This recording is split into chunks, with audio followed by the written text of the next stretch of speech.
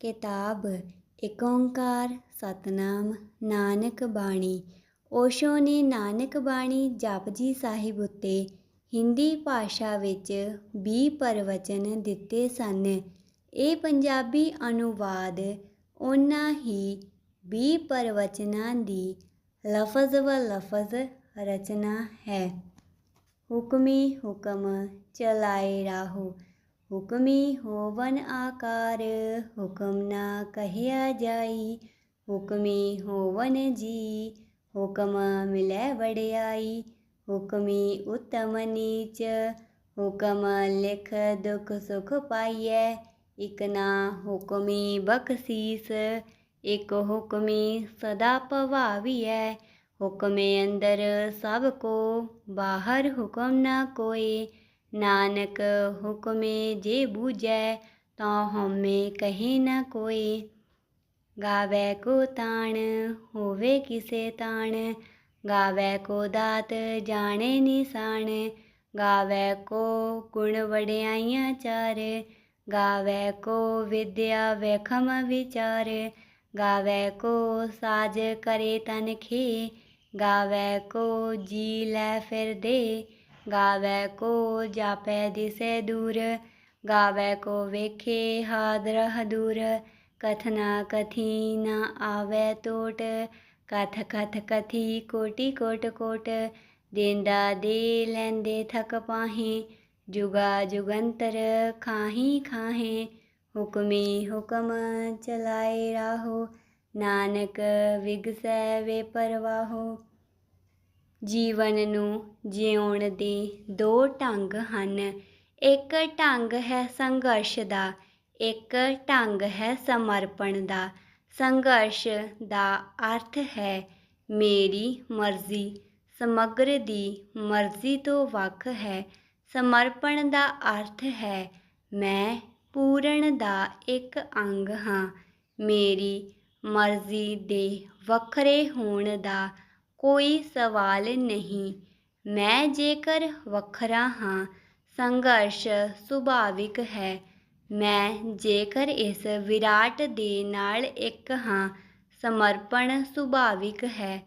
ਸੰਘਰਸ਼ ਲਿਆਵੇਗਾ ਤਣਾਅ, ਅਸ਼ਾਂਤੀ, ਚਿੰਤਾ। ਸਮਰਪਣ ਸ਼ੂਨਯਤਾ, ਸ਼ਾਂਤੀ, ਆਨੰਦ ਅਤੇ ਅੰਤ ਵਿੱਚ ਪਰਮ ਗਿਆਨ। ਸੰਘਰਸ਼ ਨਾਲ ਹੰਕਾਰ ਵਧੇਗਾ, ਸਮਰਪਣ ਨਾਲ ਮਿਟੇਗਾ। ਸੰਸਾਰੀ ਉਹੀ ਹੈ ਜੋ ਸੰਘਰਸ਼ ਕਰ ਰਿਹਾ ਹੈ। ਧਾਰਮਿਕ ਉਹੀ ਹੈ ਜਿਸ ਨੇ ਸੰਘਰਸ਼ ਛੱਡਿਆ ਅਤੇ ਸਮਰਪਣ ਕੀਤਾ।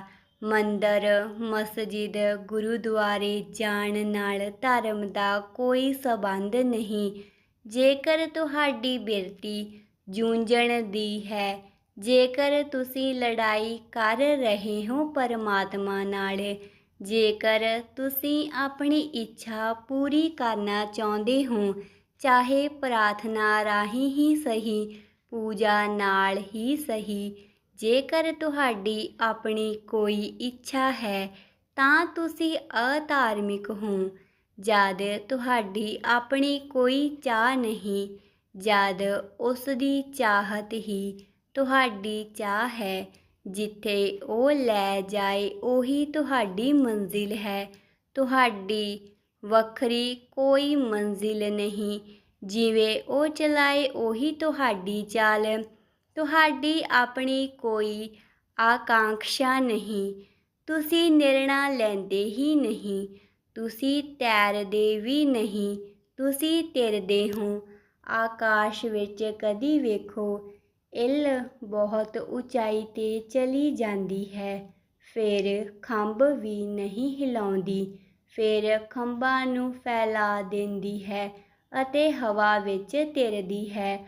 ਉਹੋ ਜਿਹੀ ਦਸ਼ਾ ਜਦੋਂ ਤਿਰਨ ਦੀ ਤੁਹਾਡੀ ਚੇਤਨਾ ਵਿੱਚ ਆ ਜਾਏ ਤਾਂ ਸਮਰਪਣ।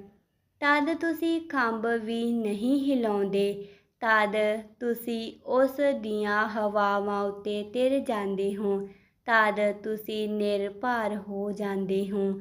ਕਿਉਂਕਿ ਭਾਰ ਸੰਘਰਸ਼ ਤੋਂ ਉਪਜਦਾ ਹੈ, ਭਾਰ ਟਕਰਾਓ ਨਾਲ ਉਪਜਦਾ ਹੈ। ਜਿੰਨਾ ਤੁਸੀਂ ਲੜਦੇ ਹੋ ਓਨੇ ਤੁਸੀਂ ਭਾਰੀ ਹੋ ਜਾਂਦੇ ਹੋ। ਜਿੰਨੇ ਭਾਰੀ ਹੁੰਦੇ ਹੋ ਓਨੇ ਹੇਠਾਂ ਡਿੱਗ ਪੈਂਦੇ ਹੋ। ਜਿੰਨੇ ਤੁਸੀਂ ਲੜਦੇ ਨਹੀਂ ਓਨੇ ਹੌਲੇ ਹੋ ਜਾਂਦੇ ਹੋ। ਜਿੰਨੇ ਹੌਲੇ ਹੁੰਦੇ ਹੋ ਓਨੇ ਹੀ ਉੱਚੇ ਉੱਠ ਜਾਂਦੇ ਹੋ। ਜੇਕਰ ਤੁਸੀਂ ਪੂਰੀ ਤਰ੍ਹਾਂ ਸੰਘਰਸ਼ ਛੱਡ ਦਿਓ ਤਾਂ ਤੁਹਾਡੀ ਉਹੀ ਉਚਾਈ ਹੈ ਜਿਹੜੀ ਪਰਮਾਤਮਾ ਦੀ ਉਚਾਈ ਦਾ ਇੱਕ ਹੀ ਅਰਥ ਹੈ ਨਿਰਭਰ ਹੋ ਜਾਣਾ ਅਤੇ ਹੰਕਾਰ ਪੱਥਰ ਵਾਂਗ ਤੁਹਾਡੇ ਗਲੇ ਵਿੱਚ ਲਟਕਿਆ ਹੈ। ਜਿੰਨਾ ਤੁਸੀਂ ਲੜੋਗੇ ਓਨਾ ਹੀ ਹੰਕਾਰ ਵਧੇਗਾ। ਇੰਜ ਹੋਇਆ ਕਿ ਨਾਨਕ ਇੱਕ ਪਿੰਡ ਦੇ ਬਾਹਰ ਆ ਕੇ ਠਹਿਰੇ। ਉਹ ਪਿੰਡ ਸੂਫੀਆਂ ਦਾ ਪਿੰਡ ਸੀ। ਉਹਨਾਂ ਦਾ ਵੱਡਾ ਕੇਂਦਰ ਸੀ। ਉੱਥੇ ਬਹੁਤ ਸੂਫੀ ਸਨ, ਗੁਰੂ ਸਨ। ਪੂਰੀ ਬਸਤੀ ਹੀ ਸੂਫੀਆਂ ਦੀ ਸੀ। ਜਦੋਂ ਸੂਫੀਆਂ ਦੇ ਗੁਰੂ ਨੂੰ ਖਬਰ ਮਿਲੀ ਤਾਂ ਉਸਨੇ ਸਵੇਰੇ ਸਵੇਰੇ ਹੀ ਨਾਨਕ ਦੇ ਲਈ ਇੱਕ ਕਟੋਰੇ ਵਿੱਚ ਦੁੱਧ ਭਰ ਕੇ ਭੇਜਿਆ। ਦੁੱਧ ਨੱਕੋ ਨੱਕ ਭਰਿਆ ਹੋਇਆ ਸੀ। ਇੱਕ ਤੁਪਕਾ ਵੀ ਹੋਰ ਨਹੀਂ ਸਮਾ ਸਕਦਾ ਸੀ। ਨਾਨਕ ਪਿੰਡ ਤੋਂ ਬਾਹਰ ਇੱਕ ਖੂਹ ਦੇ ਕੰਢੇ ਉੱਤੇ ਠਹਿਰੇ ਸਨ। ਉਹਨਾਂ ਨੇ ਕੋਲ ਹੀ ਲੱਗੀ ਹੋਈ ਇੱਕ ਝਾੜੀ ਤੋਂ ਫੁੱਲ ਤੋੜ ਕੇ ਉਸ ਦੁੱਧ ਦੇ ਕਟੋਰੇ ਵਿੱਚ ਪਾ ਦਿੱਤਾ। ਫੁੱਲ ਤਿਰ ਗਿਆ। ਫੁੱਲ ਦਾ ਭਾਰ ਕੀ, ਉਸ ਨੇ ਥਾਂ ਨਾ ਮੰਗੀ। ਉਹ ਉੱਤੇ ਉੱਤੇ ਹੀ ਤਿਰ ਗਿਆ ਅਤੇ ਕਟੋਰਾ ਮੋੜ ਕੇ ਭਿਜਵਾ ਦਿੱਤਾ। ਨਾਨਕ ਦਾ ਚੇਲਾ ਮਰਦਾਨਾ ਬਹੁਤ ਹੈਰਾਨ ਹੋਇਆ ਕਿ ਮਾਮਲਾ ਕੀ ਹੈ। ਉਸਨੇ ਪੁੱਛਿਆ ਕਿ ਮੈਂ ਕੁਝ ਸਮਝਿਆ ਨਹੀਂ, ਕੀ ਬੁਝਾਰਤ?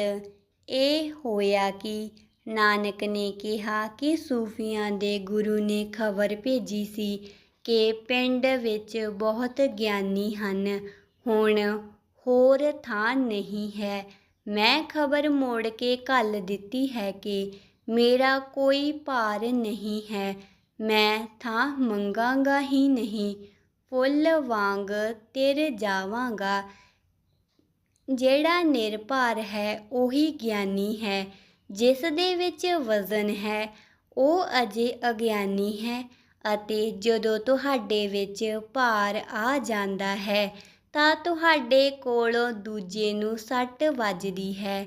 ਜਦੋਂ ਤੁਸੀਂ ਨਿਰਭਰ ਹੋ ਜਾਂਦੇ ਹੋ ਤਾਂ ਤੁਹਾਡੇ ਜੀਵਨ ਦਾ ਢੰਗ ਅਜਿਹਾ ਹੁੰਦਾ ਹੈ ਕਿ ਉਸ ਢੰਗ ਨਾਲ ਸੱਟ ਪਹੁੰਚਾਉਣਾ ਅਸੰਭਵ ਹੋ ਜਾਂਦਾ ਹੈ। ਅਹਿੰਸਾ ਆਪਣੇ ਆਪ ਫਲਦੀ ਹੈ।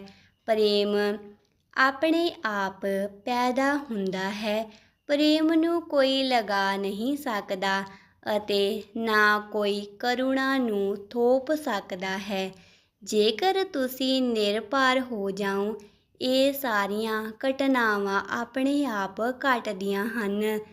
ਜਿਵੇਂ ਆਦਮੀ ਦੇ ਪਿੱਛੇ ਛਾਂ ਚੱਲਦੀ ਹੈ ਤਿਵੇਂ ਭਾਰੀ ਆਦਮੀ ਦੇ ਪਿੱਛੇ ਘ੍ਰਿਣਾ, ਕ੍ਰੋਧ, ਹਿੰਸਾ, ਹੱਤਿਆ ਚੱਲਦੀ ਹੈ। ਹਲਕੇ ਮਨੁੱਖ ਦੇ ਪਿੱਛੇ ਪ੍ਰੇਮ, ਕਰੁਣਾ, ਦਇਆ, ਪ੍ਰਾਰਥਨਾ ਆਪਣੇ ਆਪ ਚੱਲਦੀ ਹੈ। ਇਸ ਲਈ ਬੁਨਿਆਦੀ ਸਵਾਲ ਅੰਦਰੋਂ ਹੰਕਾਰ ਨੂੰ ਡਿਗਾ ਦੇਣ ਦਾ ਹੈ। ਕਿਵੇਂ ਤੁਸੀਂ ਗਿਰਾਓਗੇ ਹੰਕਾਰ ਨੂੰ?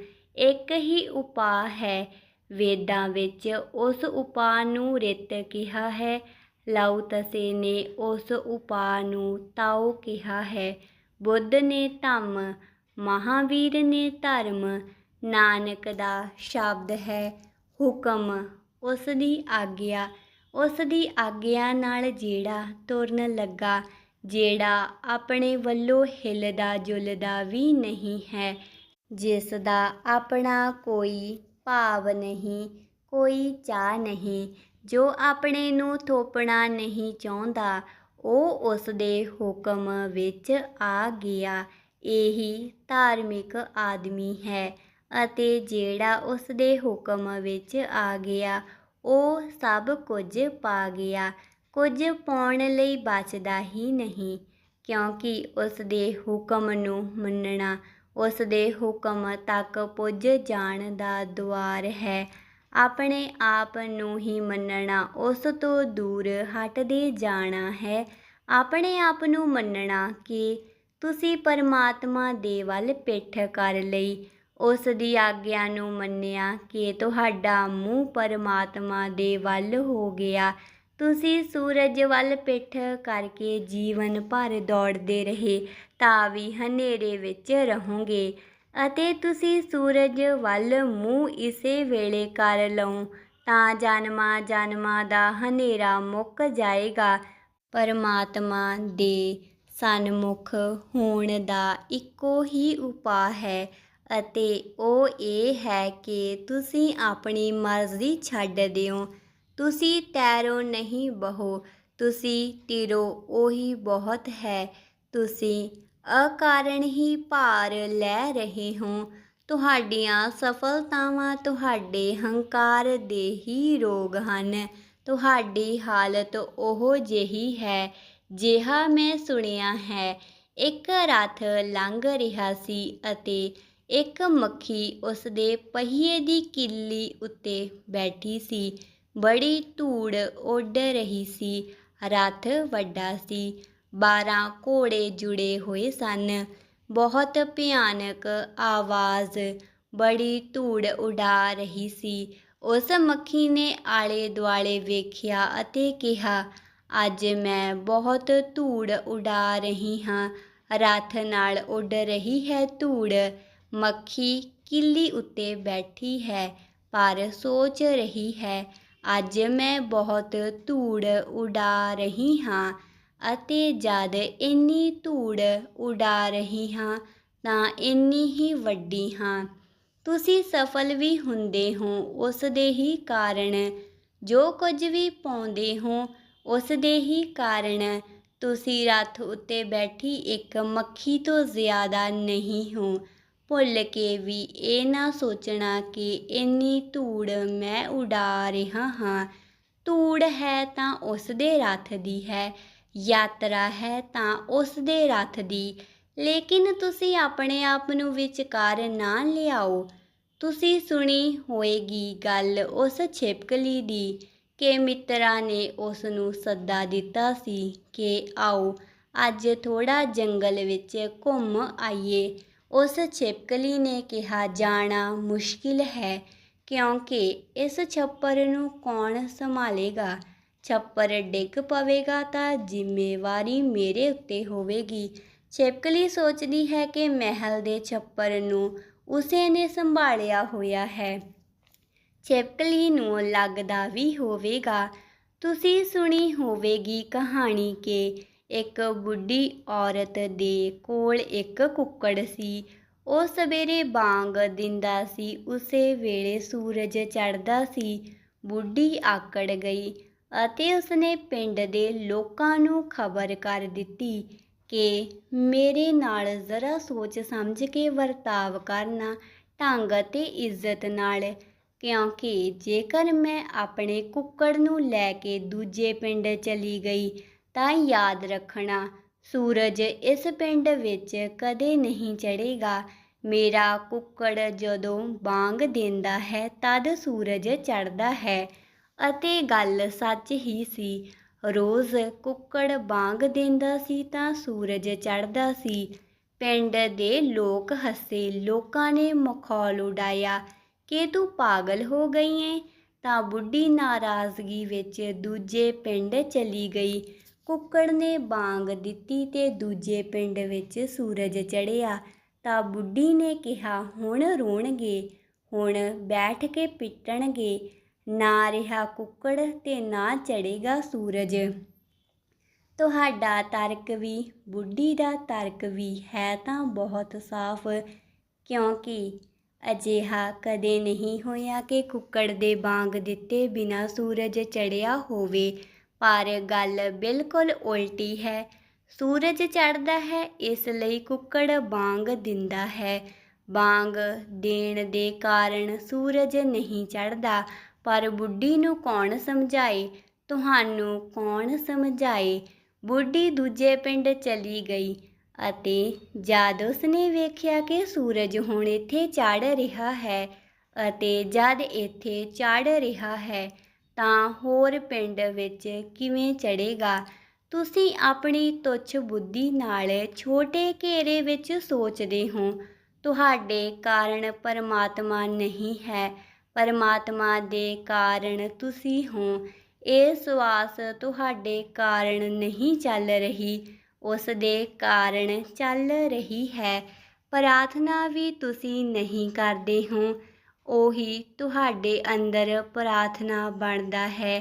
ਇਸ ਭਾਵ ਨੂੰ ਖਿਆਲ ਵਿੱਚ ਲੈ ਲਵੋ ਤਾਂ ਨਾਨਕ ਦੇ ਇਹ ਸ਼ਬਦ ਸਮਝ ਵਿੱਚ ਆ ਜਾਣਗੇ।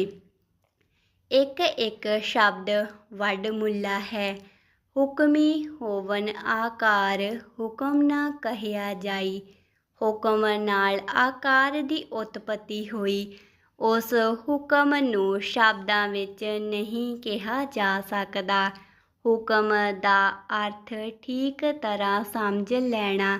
ਦ ਕਾਸਮਿਕ ਲਾ, ਉਹ ਜੋ ਸਾਰੇ ਜੀਵਨ ਨੂੰ ਚਲਾਉਣ ਵਾਲਾ ਮਹਾਨ ਨਿਯਮ ਹੈ। ਹੁਕਮ ਦਾ ਇਹੀ ਅਰਥ ਹੈ। ਹੁਕਮ ਨਾਲ ਹੀ ਜੀਆਂ ਦੀ ਉਤਪਤੀ ਹੋਈ। ਹੁਕਮ ਨਾਲ ਹੀ ਵਡਿਆਈ ਮਿਲਦੀ ਹੈ। ਹੁਕਮੀ ਹੋਵਨ ਆਕਾਰ, ਹੁਕਮ ਨਾ ਕਹਿਆ ਜਾਈ। ਹੁਕਮੀ ਹੋਵਨ ਜੀ, ਹੁਕਮ ਮਿਲੇ ਵਡਿਆਈ।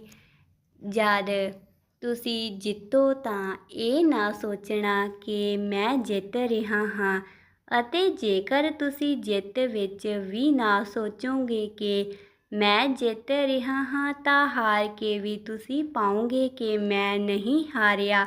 ਉਹੀ ਜਿੱਤਦਾ ਹੈ, ਉਹੀ ਹਾਰਦਾ ਹੈ, ਉਸ ਦੀ ਹੀ ਖੇਡ ਹੈ। ਇਸ ਲਈ ਹਿੰਦੂ ਇਸ ਪੂਰੇ ਜਗਤ ਨੂੰ ਲੀਲਾ ਕਹਿੰਦੇ ਹਨ। ਲੀਲਾ ਦਾ ਮਤਲਬ ਹੈ ਹਾਰਦਾ ਵੀ ਉਹੀ ਤੇ ਜਿੱਤਦਾ ਵੀ ਉਹੀ। ਇਸ ਹੱਥ ਨਾਲ ਜਿੱਤਦਾ ਹੈ, ਉਸ ਹੱਥ ਨਾਲ ਹਾਰਦਾ ਹੈ। ਲੇਕਿਨ ਜਿੱਤਣ ਅਤੇ ਹਾਰਨ ਵਾਲੇ ਵਿਚਕਾਰ ਹੀ ਸੋਚ ਲੈਂਦੇ ਹਨ। ਜੋ ਉਪਕਰਨ ਹਨ, ਜੋ ਨਿਮਿੱਤ ਹਨ, ਜੋ ਮਾਧਿਅਮ ਹਨ, ਉਹ ਇਹ ਸਮਝ ਲੈਂਦੇ ਹਨ ਕਿ ਅਸੀਂ ਕਰਤਾ ਹਾਂ।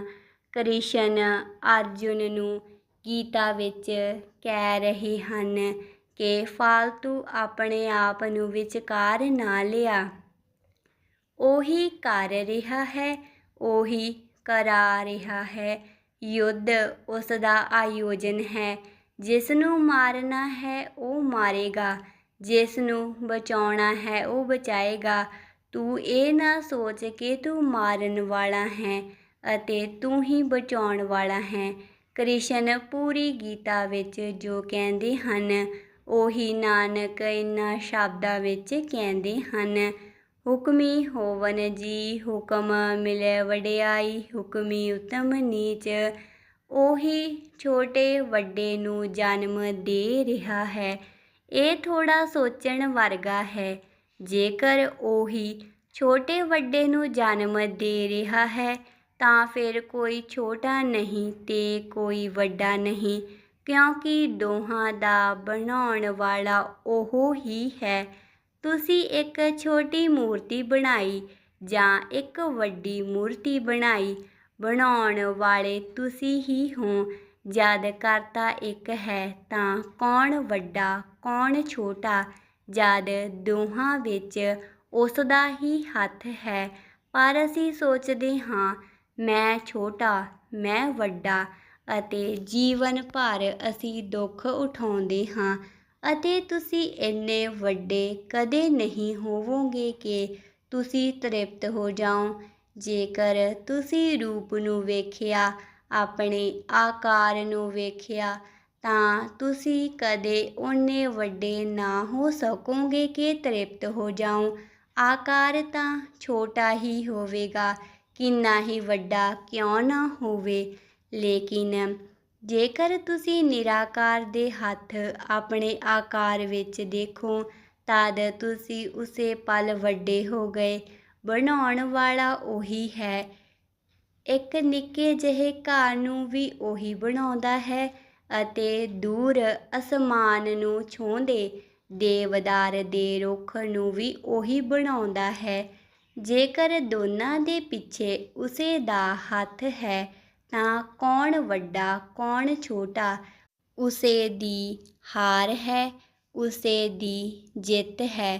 ਫਿਰ ਅਸੀਂ ਸਾਰੇ ਸ਼ਤਰੰਜ ਦੇ ਮੋਹਰੇ ਹਾਂ।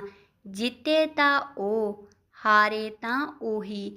ਵਡਿਆਈ ਮਿਲੇ ਤਾਂ ਉਸ ਨੂੰ, ਬੁਰਿਆਈ ਮਿਲੇ ਤਾਂ ਉਸ ਨੂੰ। ਧਿਆਨ ਰੱਖਣਾ, ਤੁਸੀਂ ਬਹੁਤ ਵਾਰੀ ਭਗਤਾਂ ਦੇ ਵਚਨ ਸੁਣੇ ਹੋਣਗੇ, ਪੜ੍ਹੇ ਹੋਣਗੇ।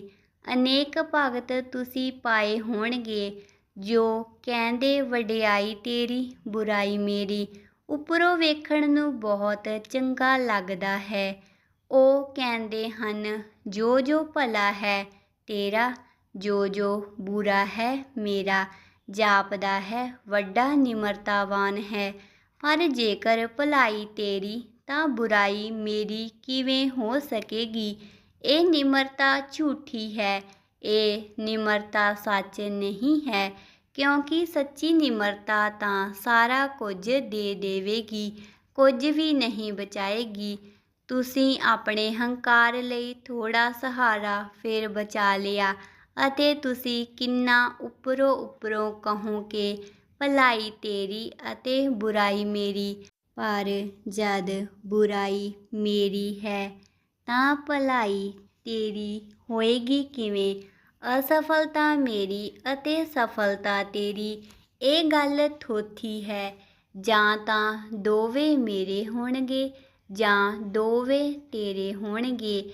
ਇਸ ਲਈ ਝੂਠੀ ਨਿਮਰਤਾ ਅਤੇ ਸੱਚੀ ਨਿਮਰਤਾ ਵਿੱਚ ਬਹੁਤ ਫਰਕ ਹੈ।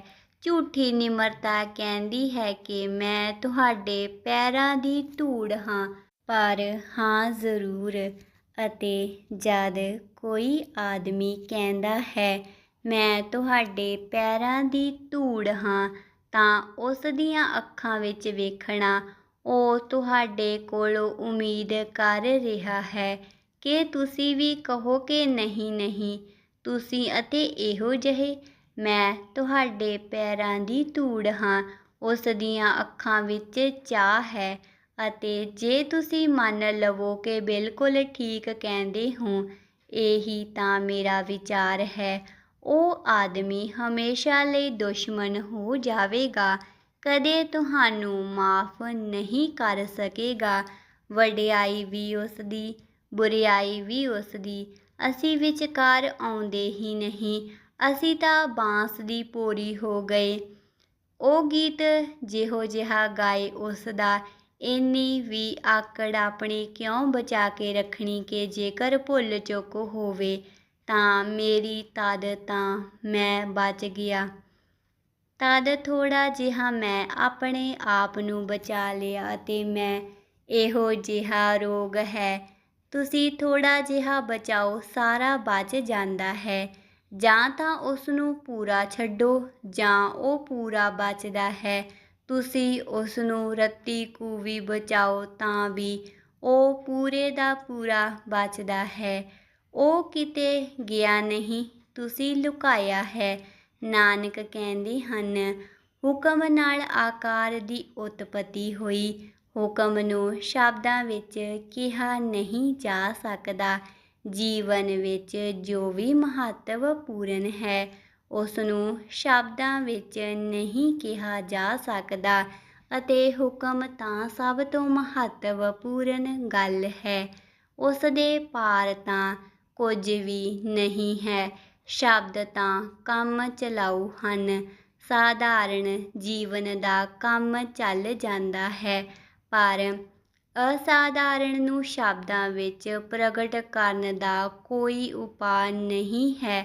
ਉਪਾਅ ਨਾ ਹੋਣ ਦੇ ਕਈ ਕਾਰਨ ਹਨ, ਉਹ ਸਮਝ ਲੈਣੇ ਚਾਹੀਦੇ ਹਨ। ਇੱਕ, ਉਸ ਅਲੌਕਿਕ ਦੀ ਪ੍ਰਤੀਤੀ ਮੌਨ ਵਿੱਚ ਹੁੰਦੀ ਹੈ, ਅਤੇ ਜਿਸ ਨੂੰ ਅਸੀਂ ਮੌਨ ਵਿੱਚ ਜਾਣਦੇ ਹਾਂ ਉਸ ਨੂੰ ਸ਼ਬਦਾਂ ਵਿੱਚ ਕਿਵੇਂ ਕਹਾਂਗੇ। ਸ਼ਬਦ ਅਤੇ ਮੌਨ ਇੱਕ ਦੂਜੇ ਦੇ ਉਲਟ ਹਨ। ਜਦੋਂ ਉਸ ਦਾ ਅਨੁਭਵ ਹੁੰਦਾ ਹੈ ਤਾਂ ਅੰਦਰ ਕੋਈ ਸ਼ਬਦ ਨਹੀਂ ਹੁੰਦੇ, ਤਦ ਪਰਮ ਸੰਨਾਟਾ ਹੁੰਦਾ ਹੈ। ਉਸ ਪਰਮ ਸੰਨਾਟੇ ਵਿੱਚ ਉਸ ਦੀ ਪ੍ਰਤੀਤੀ ਹੁੰਦੀ ਹੈ। ਤਾਂ ਜਿਸ ਨੂੰ ਸ਼ੂਨਯ ਵਿੱਚ ਜਾਣਾ ਹੈ, ਉਸ ਨੂੰ ਸ਼ਬਦਾਂ ਵਿੱਚ ਕਿਵੇਂ ਬੰਨੋਗੇ? ਮਾਧਿਅਮ ਬਦਲ ਗਿਆ। ਸ਼ੂਨਯ ਵੱਖਰਾ ਮਾਧਿਅਮ ਹੈ। ਸ਼ੂਨਯ ਨਿਰਾਕਾਰ ਦਾ ਮਾਧਿਅਮ ਹੈ। ਸ਼ਬਦ ਆਕਾਰ ਹਨ। ਸਾਰੇ ਸ਼ਬਦ ਆਕਾਰ ਦਿੰਦੇ ਹਨ। ਤਾਂ ਨਿਰਾਕਾਰ ਨੂੰ ਆਕਾਰ ਵਿੱਚ ਕਿਵੇਂ ਬੰਨੋਗੇ? ਇਸ ਲਈ ਜਿਨ੍ਹਾਂ ਨੇ ਵੀ ਜਾਣਿਆ ਹੈ, ਉਹਨਾਂ ਲਈ ਵੱਡੀ ਅੜਚਨ ਹੈ। ਕਿਵੇਂ ਕਹੀਏ ਉਸ ਨੂੰ? ਇਵੇਂ ਹੀ ਸਮਝੋ ਕਿ ਤੁਸੀਂ ਇੱਕ ਸੋਹਣਾ ਸੰਗੀਤ ਸੁਣਿਆ ਅਤੇ ਤੁਸੀਂ ਕਿਸੇ ਬੋਲੇ ਨੂੰ ਸਮਝਾਉਣਾ ਚਾਹੁੰਦੇ ਹੋ। ਸੂਫੀਆਂ ਦੀ ਇੱਕ ਪੁਰਾਣੀ ਕਹਾਣੀ ਹੈ। ਇੰਜ ਹੋਇਆ ਕਿ ਇੱਕ ਚਰਵਾਹਾ ਆਪਣੀਆਂ ਭੇਡਾਂ ਨੂੰ ਇੱਕ ਪਹਾੜ ਦੇ ਕੰਢੇ 'ਤੇ ਚਾਰ ਰਿਹਾ ਸੀ। ਦੁਪਹਿਰ ਹੋ ਗਈ। ਰਾਹ ਵੇਖਦਾ ਵੇਖਦਾ ਥੱਕ ਗਿਆ। ਉਸ ਦੀ ਘਰਵਾਲੀ ਭੋਜਨ ਲੈ ਕੇ ਨਾ ਆਈ। ਇੰਜ ਤਾਂ ਕਦੇ ਨਹੀਂ ਹੋਇਆ ਸੀ। ਭੁੱਖ ਉਸ ਨੂੰ ਜ਼ੋਰਾਂ ਦੀ ਲੱਗੀ ਹੋਈ ਸੀ। ਫਿਰ ਉਸ ਨੂੰ ਚਿੰਤਾ ਵੀ ਹੋਣ ਲੱਗੀ ਕਿ ਕਿਤੇ ਪਤਨੀ ਬਿਮਾਰ ਤਾਂ ਨਹੀਂ ਹੋ ਗਈ, ਕੋਈ ਦੁਰਘਟਨਾ ਤਾਂ ਨਹੀਂ ਹੋ ਗਈ। ਇਸ ਤਰ੍ਹਾਂ ਕਦੇ ਹੋਇਆ ਹੀ ਨਹੀਂ ਸੀ। ਪਰ ਸੀ ਉਹ ਬੋਲਾ। ਉਸਨੇ ਆਲੇ ਦੁਆਲੇ ਵੇਖਿਆ ਕਿ ਕੋਈ ਆਦਮੀ ਹੋਵੇ। ਵੇਖਿਆ ਕਿ ਇੱਕ ਲੱਕੜਹਾਰਾ ਲੱਕੜੀਆਂ ਵੱਢ ਰਿਹਾ ਸੀ। ਉਹ ਦਰਖਤ ਉੱਤੇ ਚੜ੍ਹਿਆ ਸੀ। ਉਹ ਦਰਖਤ ਹੇਠਾਂ ਪੁੱਜਾ। ਉਸਨੇ ਕਿਹਾ, ਮੇਰੇ ਭਰਾ, ਜ਼ਰਾ ਮੇਰੀਆਂ ਭੇਡਾਂ ਦਾ ਖਿਆਲ ਕਰੀਂ। ਮੈਂ ਜ਼ਰਾ ਘਰ ਹੋ ਆਵਾਂ। ਪਤਨੀ ਭੋਜਨ ਨਹੀਂ ਲਿਆਈ ਹੈ।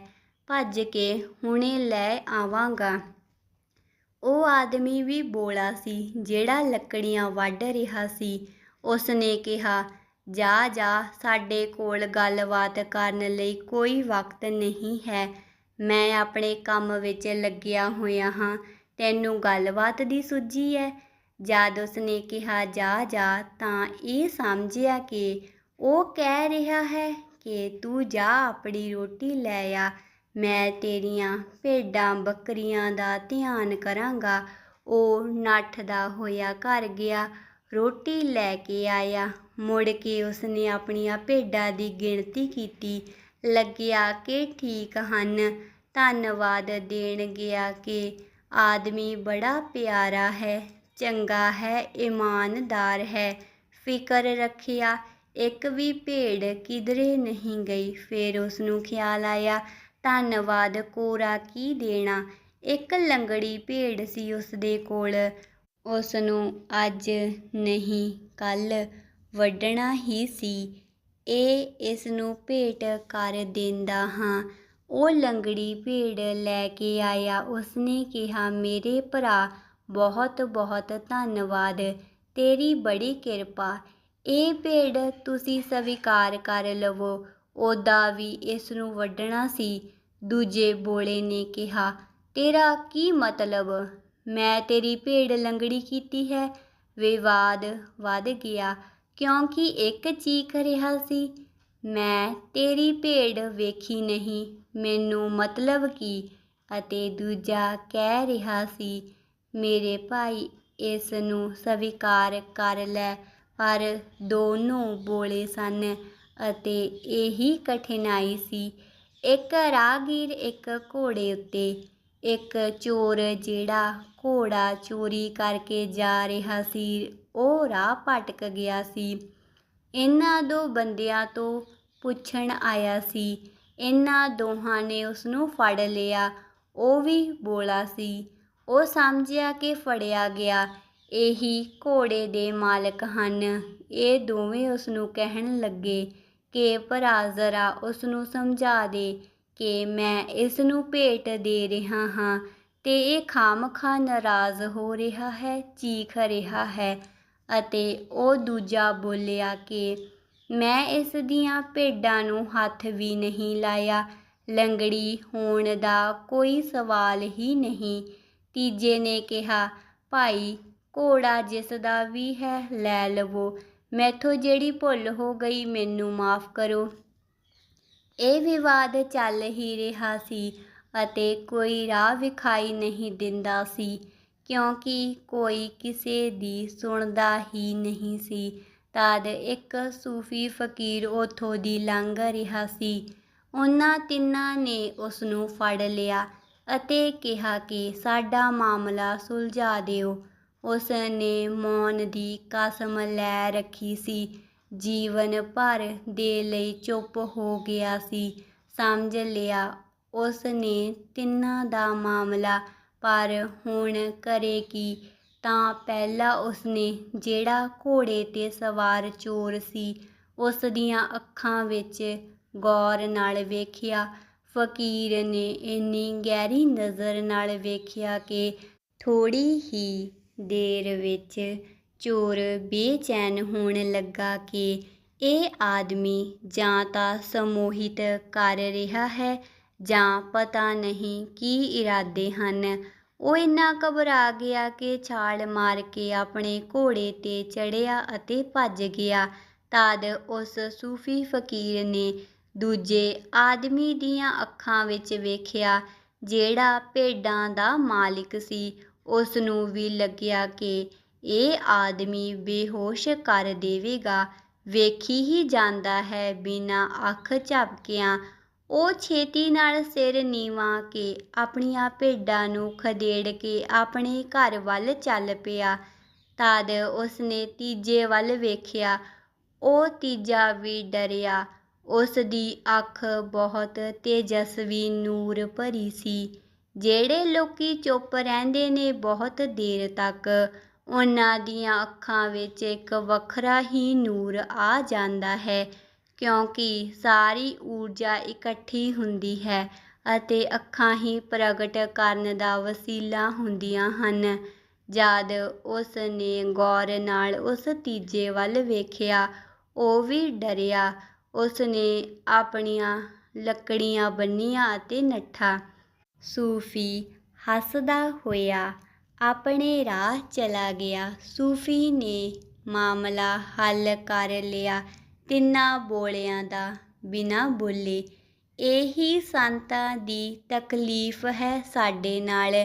3 ਬੋਲੇ ਨਹੀਂ ਹਨ, 3 ਅਰਬ ਬੋਲੇ ਹਨ ਅਤੇ ਜੋ ਵੀ ਅਸੀਂ ਕਹਿੰਦੇ ਹਾਂ ਉਹ ਸਾਰਾ ਸੰਗਤ ਅਸੰਗਤ, ਉਸ ਵਿੱਚੋਂ ਕੁਝ ਵੀ ਨਹੀਂ ਹੈ।